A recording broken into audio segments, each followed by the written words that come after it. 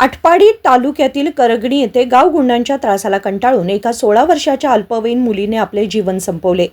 या प्रकरणी पोलिसांनी चौघांना अटक केली असली तरी तपासाबाबत पोलीस दिरंगाई करत असल्याचा आरोप करत संबंधित संशयितांना फाशीची शिक्षा व्हावी या मागणीसाठी आरपीआय आठवेल गटाच्या वतीने पीडित मुलीच्या कुटुंबियांसह सांगलीच्या जिल्हाधिकारी कार्यालयासमोर निदर्शने केले। यावेळी आपल्या मागण्यांचे निवेदन जिल्हाधिकाऱ्यांना देण्यात आले। आरपीआयचे जिल्हाध्यक्ष राजेंद्र खरात यांच्या नेतृत्वात हे आंदोलन करण्यात आले। करगणी येथे शाळकरी मुलीने लैंगिक अत्याचार आणि त्यानंतर तिला दिलेल्या त्रासामुळे आपले जीवन संपवले। या घटनेप्रकरणी संबंधित आरोपींवर गुन्हा दाखल झाला असला तरी प्राथमिक टप्प्यात पोलिसांकडून दिरंगाई आणि दुर्लक्ष झाल्याचा प्रकार अत्यंत गंभीर आणि निषेधार्ह आहे। जिल्हाधिकाऱ्यांनी या प्रकरणाची गंभीर दखल घेऊन संपूर्ण प्रकरणाची सखोल चौकशी करावी। मुख्य संशयितासह इतर संशयितांचा तपास तातडीने करून जलद गती न्यायालयात खटला चालवावा। या क्रूर गुन्ह्यातील संशयितांना फाशीची शिक्षा देण्यात यावी अशी मागणी यावेळी आंदोलकांनी केली आहे। यावेळी घटनेच्या निषेधार्थ जोरदार घोषणाबाजी करण्यात आली। या आंदोलनात आरपीआयचे पदाधिकारी आणि कार्यकर्ते मोठ्या संख्येने सहभागी झाले होते। नमस्कार। दिनांक 7 तारखेला करगणे तालुका आटपाडी जिल्हा सांगली या ठिकाणी सायली नावाच्या विद्यार्थीनं पहाटे 5 वाजता गळफास घेऊन आत्महत्या केली। त्या संदर्भामध्ये त्यांचं कुटुंब या ठिकाणी आलेलं आहे।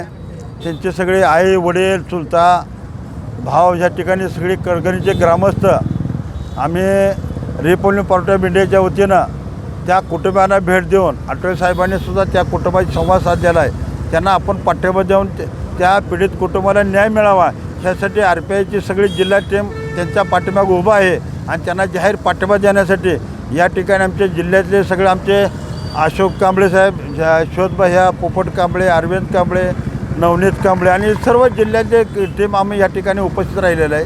ही घटना अशी घडलेली आहे की सायली हिचा मृत्यू गळफास घेऊन झालेला आहे। त्या करगणी गावामध्ये किंवा तालुक्यामध्ये अतिशय घृण असे कृत्य झालेलं आहे। राज्याला काळीमा फासणारी घटना घडलेली आहे। त्या मुलीला चॅटिंग करून किंवा त्या मुलीचं ब्लॅकमेल करून त्या मुलीला विवस्त्र करून आबरू तिचे बलात्कार केला। बलात्कार करून तिच्यावर ब्लॅकमेलिंग केलं। ब्लॅकमेल करून तिला एकदाच नाही त्याला असे 28 वेळा त्याच्यावर बलात्कार झालेले आहेत आणि ती मुलगी अल्पवयीन आहे। मुलगी 16 वर्षाची आहे। मुलगी आई वडिलाला सांगू शकली नाही भीतीपोटी। जर काय तुम्ही आम्हाला जर काही हे केलं किंवा तुला कोणाला सांगितलं तर हे फोटो आमच्याकडे आहेत असे म्हणून 28 वेळा त्याच्यावर बलात्कार झालेले आहेत। आणि ही चौघंच आहेत नाहीत असं राजू गेंड आहे, गायकवाड आहे, रोहित खरात आहे किंवा अन्य ते ही चौघंच आरोपी नाहीत, अनेक आरोपी आहेत परंतु ह्या आरोपींना पकडले नाहीत। पण तिथल्या प्रशासनानं आटपाडी तालुक्यातलं बहिर साहेब असू द्या किंवा DYSP असू द्या किंवा ह्या लोकांनी तात्पर्याने ही लोक ज्या वेळेला पहाटे 5 वाजताच्या वेळेला जिथं आत्महत्या केली त्याने गळफास घेऊन फास घेतला त्यावेळेला ही सगळं कुटुंब भयभीत झालं। आणि आमचा गाव हा अतिशय ग्रामीण भाग आहे आणि ग्रामीण भागामध्ये यंत्रणा लेट उठले।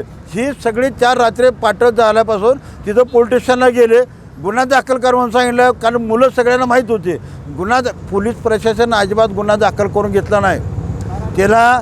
त्याला लैंगिक अत्याचार केले, मानसिक त्रास दिला, शारीरिक त्रास दिला, तिच्यावर बलात्कार झाले। इतके 4-5 गुन्हे होऊन सुद्धा माणसाने ते गुन्हे दाखल केले नाहीत।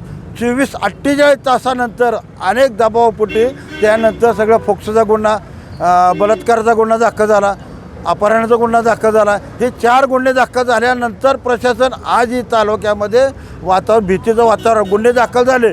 आरोपींना जर त्यांनी अटक केलीच नाही पोलिसांना, पोलिसाचं दुर्दैव असं आहे या देशाचे या राज्याचे गृहमंत्री माननीय देवेंद्र फडणवीस साहेब आहेत। या ठिकाणी इतकी मोठ्या घटना घडून या ठिकाणी साधा SP आणि कलेक्टर ह्या ठिकाणी येऊ शकत नाहीत।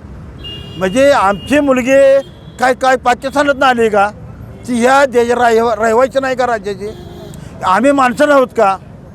मग तुम्ही जर इतकी मोठी घटना घडून जर त्या ठिकाणी येत नसाल, तुम्हाला जर वाटत नसेल ही काही अन्याय साधी गोष्ट आहे तर त्या ह्या पोलीस प्रशासनाचा आणि या राज्याचा मी जाहीर निषेध करतो। संजय देसाई, SBN मराठी, आटपाडी।